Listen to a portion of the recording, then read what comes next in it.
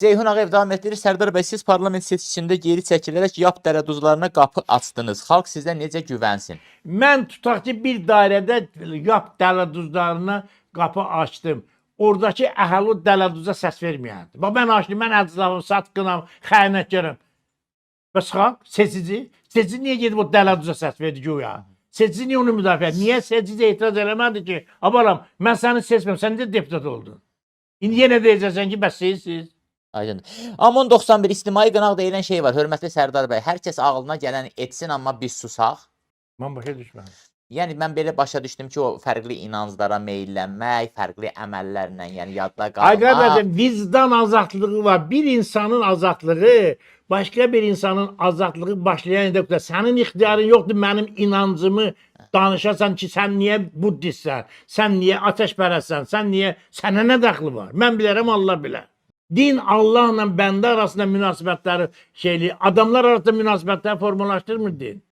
Siz parlament seçkisində geri çəkilərək nə dediniz? Dediniz ki, Azərbaycanda normal seçki keçirilərsə bu dövlət üçün təhlükə yaradacaq. Nə oldu?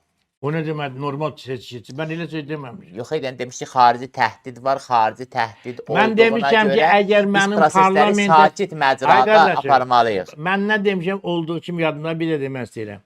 Mən demişəm ki, əgər mənim parlamentə düşməm, birinci mənim parlamentə düşməyim, xalqa vəd etdiklərimin heç birini xalqa verməyə imkan verməyəcəm. Onda deyəcəklər, sən elə deputat olmaqdan ötəri gəldin başımızı xarab elədin. Hanı bə deyirdin şaxpulu, hanı bə deyirdin iqtisadi vəziyyət belə olacaq, sosu. Tək mən neyniyə bilərəm? Mən baxdım ki, heç bir müxalif partiya lideri seçkidə iştirak eləmir. Heç kəs yoxdur, bu bir. Qoydum qırağa. İkincisi, mən dedim ki, əgər tək bir mənim parlamentə iştirak mənim oradakı çıxışlarım indiki vəziyyətdə dövlət üçün, xalq üçün hansısa bir təhlükə yaradarsa, birisi də ardıcıl olaraq hökumətdə belə bir fikir var idi ki, bu demokratik qüvvələri parlamentə buraxarıq, gələrlər elə bəyanatlar, elə davranışlar, elələr ki, bizim Rusiya ilə, orayla, burayla münasibətlərimizi poza bilər. Mən dedim ki, əgər belə bir mülahizələr varsa, mən duram qıraqda. Əvvəla tək ora getmək istəmədim.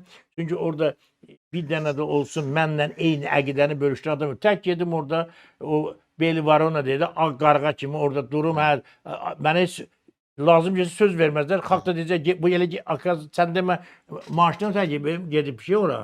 Yəni deputat olmaq həm də bütün sonraki həyatını təminat altına almaq deməkdir ki, mən burada qeyri-adi bir şey görmürəm. Mənim insan kimi, mən əgər merkantil olsaydım, əlbəttə deputatlıqdan çəməzdim, ölsəm də çalışam deputat olum ki, sən dediyin kimi özümü təmin. Bir futbolçu böyüyüb Messi, Ronaldo olmaq istəyir, bir məktəb müəllimi başlayır, məktəb direktoru olmaq istəyir, bir siyasətçi, yəni sizin şəxsinizdə və bir başqasının şəxsində siyasətlə məşğul olanda deyir ki, deputat olmaq istəyirəm, prezident olmaq istəyirəm. Burada qeyri-adi heç nə yoxdur. Mahir bəy, sənə bir şey deyim mi?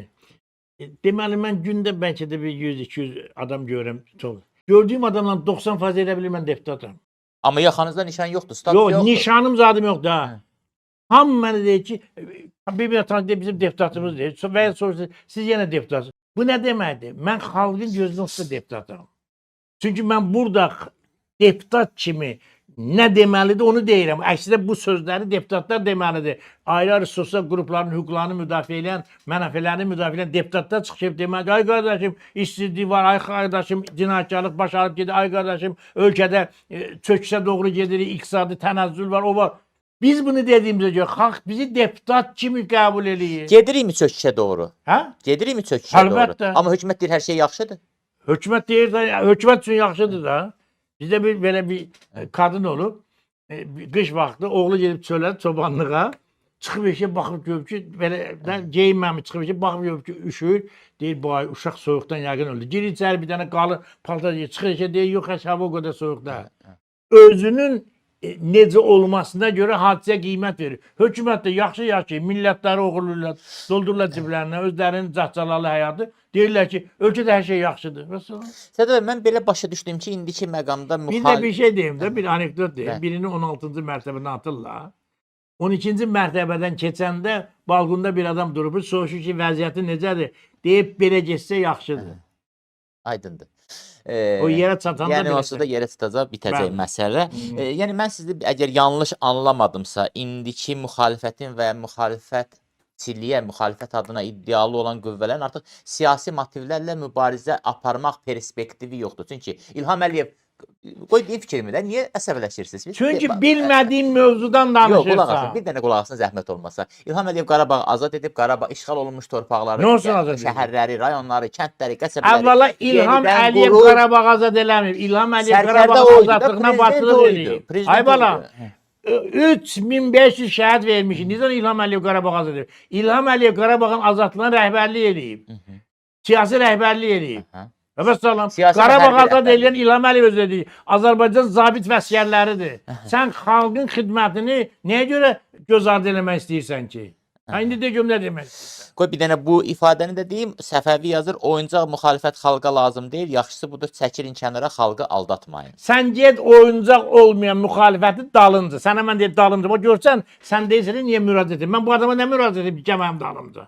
Bu deyir ki, sən oyuncaqsın. Mən oyuncaqam. Sən oyuncaq olmayanın dalınca ged. Ya da özün çıx qabağa denən ay cəmaət. Bax bunlar oyuncaq, mən oyuncaqdım. Gəl mənim dalımca. Sən oturubsan kompüterin ekranın arxasında, o çıxış eləyənə bir söz var, bu çıxış eləyənə bir söz var, onu təhqir elə, bunu alacaq və bununla da özünü doğrudan da vətəndaş kimi vəssağı yeni itirmiş hesab edir. Bu belə deyil əzizim. Özünü alladırsan. Dediyin sözdə sənin vəziyyətini daha da ağırlaşdırır. Mən burada nə danışıyorum, sən mənə nə oyuncaq müxalifət. Yox, oyuncaq yox, laf belə ən radik. Bundan başqa nə deməliyəm ki? Mən deməliyəm, güllə götün bir buzu qırın. Xalqı mən ixtişasa çağırmalıyam. Xalqı, həmən düz demokratik mübarizəyə çağırıram. İndi də təbliğat aparıb siyasi işin əsas elementlərindən biri təbliğatdır. Təşviqat edirəm ki, qardaş hüquqları qoy. Da bundan artıq nə? Gəlib sənin əvəzindən də o 3 dənə tənbəl yatır odun üstündə, bir dənə tayod düşür. Biri qışqırır, ay hava gəlin kömək elən yanıram. O birisi deyir, sən Allah mənim də əvəzimdən qışqır. Üçüncü deyir ki, daha doğrusu birinci bilə çəkilir o yüzden ki bu taya yanır bu yanmasın. İkinci qışqır mənə kömək elən. Üçüncü deyir ki, sən Allah mənim də əvəzimdən qışqır. Bu cürə oturub ekranın dalından oyuncaq müxalifətləri çəkilin. Bir çəkildi getdi. Nə olacaq? Xoşbəxt olasan. Bax, konkretləşdirmək istəyirəm. Sizin, İsa Qəmbərin, Pənah Hüseynin, Əli Kərimovun, Tural Abbasının və bütün başqa liderlərin bax bugün hansı bir ciddi siyasi tələbi var ki, yəni siyasi şüarı, siyasi tələbini necə istəyirsiniz elə formülə edin ki, İlham Əliyevi silkələsin. Düşünün, baxın siyasi müxalifət də var və müxalifət şüar tələbi olsun. Ay balam, tələbi olsun. Şüar heç vaxt kimisə silkələmir. Tələbi olsun, yaxşı. Hakimiyyətləri silkələyən xalqın etirazıdır. Niyə başa düşmürsən? Mən gedim, indi sən siyasi ədəbiyyatla məşğulsan. Gedək siyasi ədəbiyyatda ən kəskin ifadəni Lelinin çıxışlarından götürək. İlham Əliyev narahat olacaq. Amma 10 nəfər prezident vadinin qabağına çıxsın narahat olacaqlar.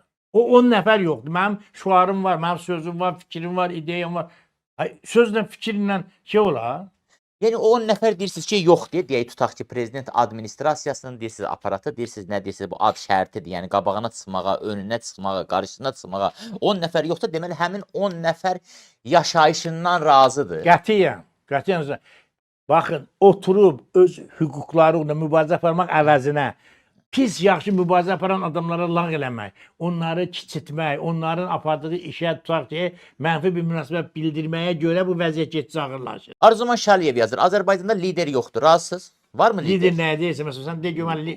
Adama sual ver də, lider bilirsənmi nə deməkdir? Deyim məsələn. Məsələn, tutaq ki, Əbülfəz Elçibəy çapında lider ki, ideyaları ilə və şəxsi öz, yəni personası ilə xalqı arxasında apara biləcək, onu inandıra biləcək. Qətiyyən, sən özündən lider haqqında... Yaxşı, siz deyin liderin təfsiri. Ay qardaşım, cinayətkarların da lideri var, oğruların ən yaxşı oğru... Təbii o konular var, olar, amma biz siyasətdən biz danışırıq yəni. Mən də sənə deyirəm də lider nə deməkdir? Qoyun sürüsündə lideri var, hər şeyin lideri var. Lidersiz 2 nəfər, baxın, sosiologiyada 2 nəfər bir yerdədirsə, yoldaş yol gedir, onun biri liderdir. Lider nə deməkdir? O 2 adamın arasında aktiv olan, pis yaxşı, düz yol göstərməyə çalışan və düz yol göstərən adama lider deyirlər. İndi mən 10 milyonluq xalqın içindən 10 dənə də bizim kimi adamlar çıxıblar.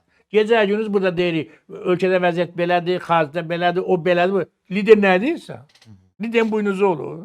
Bir də var, vəzifəyə görə lider. Məsələn, nazir liderdir.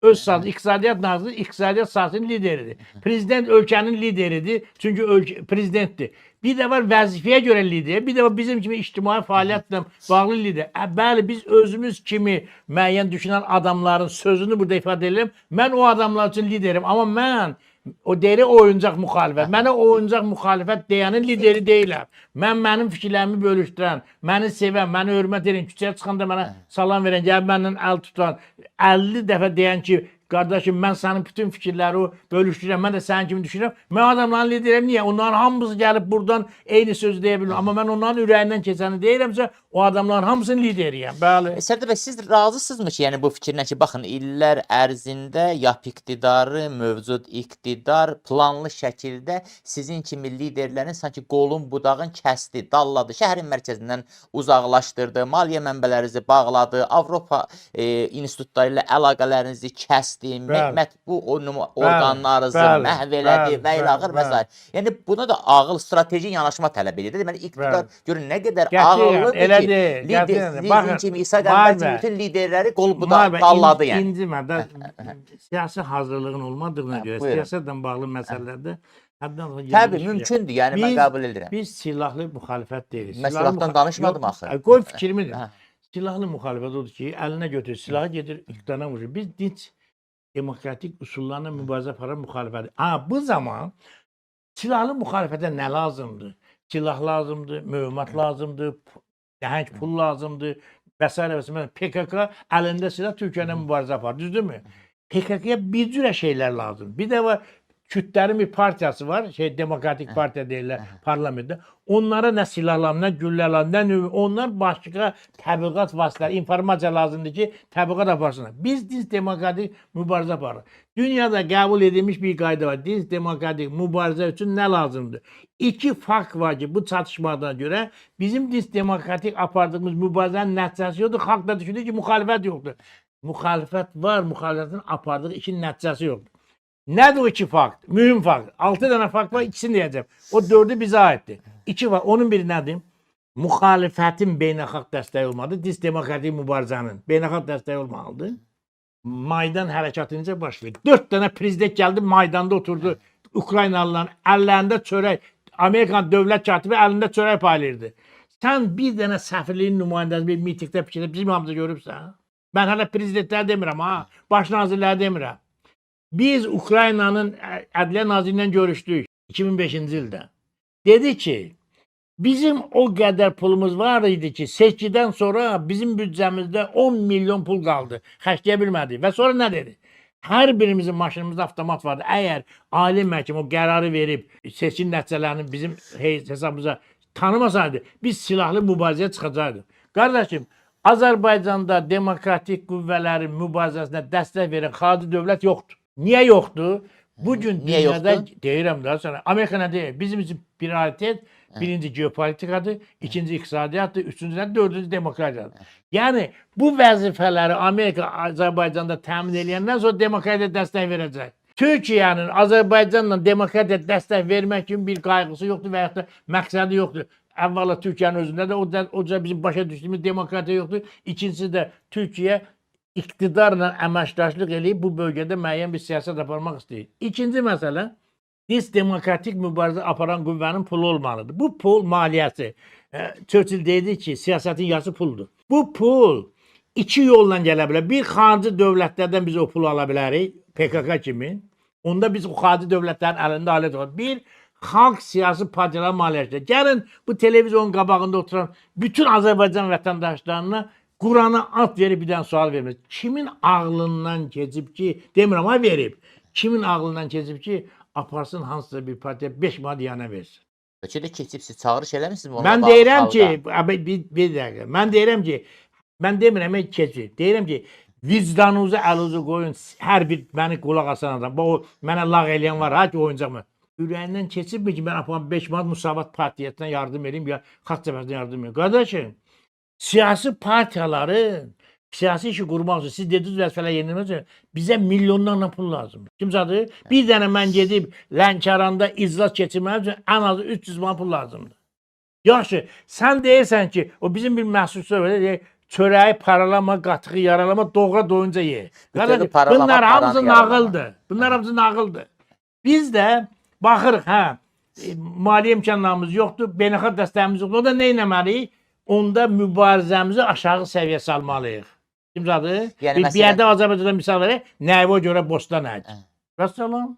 Yəni məsələn 10 qəpik qalxanda ona etiraz eləməliyik gedişat. Yəni bu tipli aşağı səviyyə deyirsiniz yoxsa Qətiyyən. necə? 10 qəpik məsələyə deyil. Biz ölkədə gedən bu dəqiqə Azərbaycan müxalifətinin vəzifəsi ictimai rəyi formalaşdırmaqdır, ictimai rəyi istiqamətləndirməkdir və siyasi maarifləndirməkdir. Bu məsələ özü bütün inqilablar üçün, bütün siyasətlər üçün bir nömrəli vəzifədir. Amerikada siyasi maarifləndirmə işini Amerikanın rəsmi televizorlar aparır deyən müxalifətə bu ehtiyac olmur. İldə bir dəfə seçkidə çıxırlar, gəlirlər tutaq ki, məsələmi deyirəm, seç. Amma bizim kimi cəmiyyətdə o vətəndaşlarımızın, xalqın siyasi maarifləndirməsi ilə dövlət məşğul olmadığına görə biz məcburuq həm xalqı maarifləndirək, sonra o maarifləndirmiş xalqdan siyasi bir kütlə düzəldək. Bu da çox ağırdır. Niyə? Dediyimiz kimi bizə lazım olan çox. Baxın, Teymurlək Miraşaha deyir, niyə 15 ildir sən o əlincəni tutanmırsan? O da bir dənə siyahı göndərib 16 dənə orada şərt var. Buna görə. Birinci şərt nədir? Deyir, barıt yoxdur. Deyir, dalını oxuman, barıt yoxdursa deməli əsas şərt yoxdur. Bugün Azərbaycan müxalifətinin siyasi mübarizə aparmaq üçün lazım olan əsas şərti yoxdur. Ona görə yerdə qalan ki, şərtlər var, o şərtlərin də əhəmiyyəti yoxdur. Yəni protest elektoratı var, lakin onu hərəkətə Ölkədə, gətirmək üçün bir baxın, güclə lazımdır. ölkədə narazı elektorat var, amma etirazçı elektorat, bu iki fərqli şeydir. Fərqli Narazı şeylər. nə demək? Oturubsan evdə arvadın, evdə çörək yoxdur, ay nə bilim, bu polis mənə gəldi, belə elədi, işıq pulunu belə artırdılar, indi mən avtobus pulunu hardan alım? Bu narazılıqdır. Bir də var etirazçılıq. Demirsən, çıxırsan hökumətə deyirsən ki, qardaşım, nəyə görə avtobusun qiymətini qaldırırsan? Nəyə görə işığın qiymətini qaldırırsan? Niyə bu qədər korrupsiya? Bir dənə adından Azərbaycan dövləti, dövlət büdcəsi qədər pul mənimsəyib özdə hamının gözünün qabağında. Niyə soruşmursan ki, hanı bunun prokuroru, hanı bunun dövlət təhlükəsizlik xidməti vaxtında niyə bu adamı ifşa eləməyib ki, Azərbaycan dövlətinə qarşı təxribat edib, dövlətə qarşı bir balaca məmur, məsələn, sokaq kimi Azərbaycan 100 dənə şirkət var. Xalq sadəcə inanmır ki, o 2 milyard məsələ onun idi. Nə? Xalq sadəcə Ay nə dəxli var onun da onun da. Mən oğurlayıb atacam yelə. Sən niyə bunu oğurlamısan? Sən elə bilirsən ki, biz bilsən başımız düz işləmir. Biz deyirik ki, bu pul qəpəyinə qədər hara gedib getsə, sən bu pulu oğurlamısan, yandırmırsan. Sənə tapşırıq ver ki, Azərbaycan dövlətinə qarşı təxribat elə. O pul sənə lazım deyil. Alıb yandırırsan, alıb yandırırsan. Güya bu korrupsiya edənlərin 90% o qədər pul lazım. Onda pulu bilsən nə edirlər? Elə yandırırlar. Sözün həqiqi mənada yandırırlar. Atırlar o yüzden. Amma təki o işdən də əl çəkmirlər. Cəsur Məmmədov, Sərdar bəy sanki bizim cəmiyyəti cadu ediblər, hamı etiraz edir, hər şeydən narazıdır, ancaq təşkilatlanmır. Bunun siyasi anlamı nədir? Niyə oyanmır və yaxud hansı halda oyanacaq bu xalq? Bu onu göstərir ki, hələlik bu ölkədə yaranmış vəziyyət o sən dediyin oyanma vəziyyətinə gətirib çıxartmıyor. Baxın, su 100 dərəcədə qaynayır, amma 99 dərəcə qazmayana qədər o axırıncı bir dərəcə suyu qaynatmır. 99 dərəcə su qızmalıdır, axırıncı bir dərəcədə qaynamalıdır. Sosial prosesdə də belədir. Bu gün Azərbaycanda belə deyək də sosial qaynama, qızma gedir. Hələ qaynamaya çox var. O qaynama olanda onda biz baxacağıq ki, o bizə lağ eləyən özləri bizim dalımıza düşüb Peyğəmbər kimi biz əllərində aparırlar. Amma hələlik qaynama yoxdur. Ona görə qızır, narazılıq var, etiraz var, qaçır. Elmi şəkildə sübut olunub ki, sosial-iqtisadi hüquqları arxasında qaçan xalqlar siyasi hüquqlarından imtina edir, könüllü imtina edir. Yəni adam seçkiyə könüllü getmir. Adam kimisə özünə könüllü olaraq prezident seçmir. Niyə? İş yoxdur, kasıbçılıqdır, başqa sosial evi yoxdur, mənzili yoxdur, evlənə bilmir, uşaq dünyaya gətirə bilmir, xəstəsini sağalda bilmir, uşağın məktəbdə oxudan. Bu cür şeylər düşünən adam heç vaxt siyasi prosesdə də iştirak eləməz. Bu bir elmi məsələdir. Bu sənin mənim kəşfim deyil ki, Azərbaycanda da elə ağır sosial-iqtisadi vəziyyət var ki, insanlar hələlik o ümid edirlər ki, bəlkə bu yolla getsəm o problemlər, amma o yolla gedəcək, görəcək ki, o cürə yolla bu düşdüyü vəziyyətə xilas edir. Onda artıq siyasi hüquqlar burada mübarizə var. Onda Azərbaycanda 90-cı illərdəki kimi nəhəng partiyalar meydana çıxacaq. Kütlələr partiyaları dolduracaq. Evində axıncı manatı gəlib partiya verəcək ki, sən fəaliyyəti qur, mən sənin arxanda gəlməyə hazıram. Siz əminsiniz ki, indiki Z nəsli üçün məsələn o partiya önəmlidir. Yəni bəlkə bunlar başqa cür təşkilatlanmaq, başqa cür partiya sözü, ay müharibə, partiya sözü eramızdan əvvəl 4-cü əsrdə Aristotelin, Platonun əsərlərində gedir siyasi partiyalar. Neçə min il keçir? 4000 ildir. Sən nə düşünürsən? Azərbaycana gələndə cəmsi 30 ildir partiyalar var. Deyirsən ki, bəlkə gənclərsin ona görə. Bəs onda bu 4000 illik tarixdə partiyalar niyə yox olmadı? Hə, biz indi istəyiriksə ki, Azərbaycanda real vəziyyətə belə də don geydirək, əsaslandıraq. Yəni, o qədər yalancı arqument gətirə bilərsən ki, bütün bəşəriyyətin inkişafı siyasi partiyalaşma ilədir. Bunun da əsası 4000 il bundan qabaq şəhər dövlətlər vaxtı qoyulub. O vaxtda da tutaq ki, Roma, Yunan şeyində, parlamentində ayrı-ayrı fraksiyalar vardı, partiyalar var idi. Yəni siz siyasi çıxışlarınızda, publika önündə çıxışlarda heç vaxt yalançı arqumentlərdən istifadə eləməmisiniz. Heç vaxt eləməmişəm. İnanmaq istəyirəm. Ola mən bilər ki, mən hər hansı bir arqumentin kifayət qədər əsaslanmayıb və yaxud da arqumentin kifayət qədər belə deyim ha, şeydir. Amma dediyim heç bir yerdə mən qeyri-səmimi olmamışam. Mən həmişə səmimi